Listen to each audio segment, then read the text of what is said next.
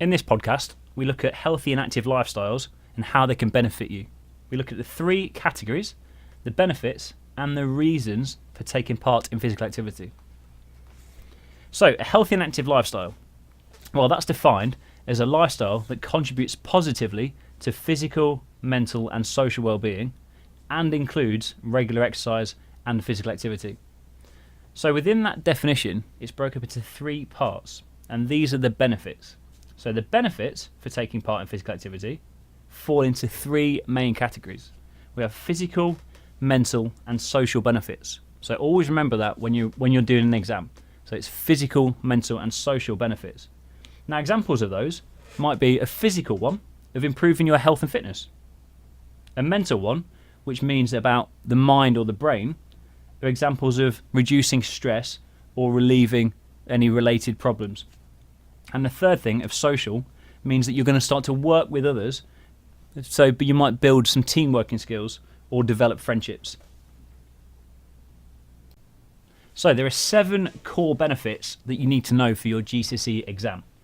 So the first one is to increase fitness. The second is to help the individual to feel good. The third is to relieve stress and tension.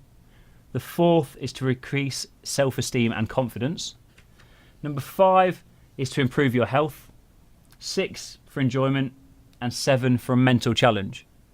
Now what you need to be able to do, and you can do this by doing the questions on the units, is try and make sure that for each one of these you can put them into a physical, a mental or a social benefit of taking part in physical activity. The final part of this unit is looking at the reasons for taking part in physical activity.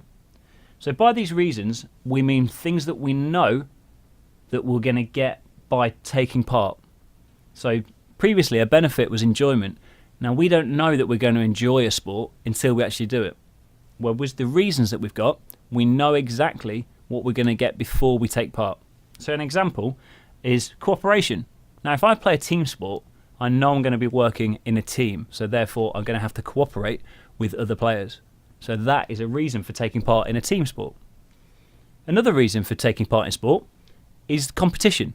Now working against another opponent by trying to win is what we mean by competition.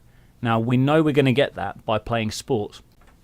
Another reason for taking part in physical activity is for a physical challenge. So for instance, somebody might do the London Marathon because it's hard, because they know that they can try and achieve something by that physical challenge. Another physical challenge might be, as an older person, taking part in physical activity after a time away from sport, and that might be purely for this physical challenge of it. Another reason for taking part in sport is aesthetic appreciation. So aesthetic appreciation. That means just for the beauty of it. So sports like gymnastics have a certain beauty because of the way they look. Maybe a certain save in football or a catch in cricket might have that beauty from how we view a sport, and that's an aesthetic appreciation.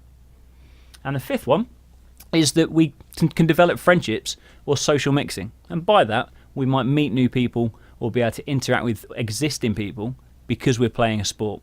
So these are things that we know are going to happen, not things that might happen. So we know that we're going to mix with other people because of a team sport.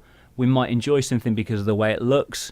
We know that there'll be a physical challenge, as well as the fact that we know that there's going to be competition and cooperation in certain sports. And that's a reason of why we do them. Now try the Unit 1.1.1 test on the app.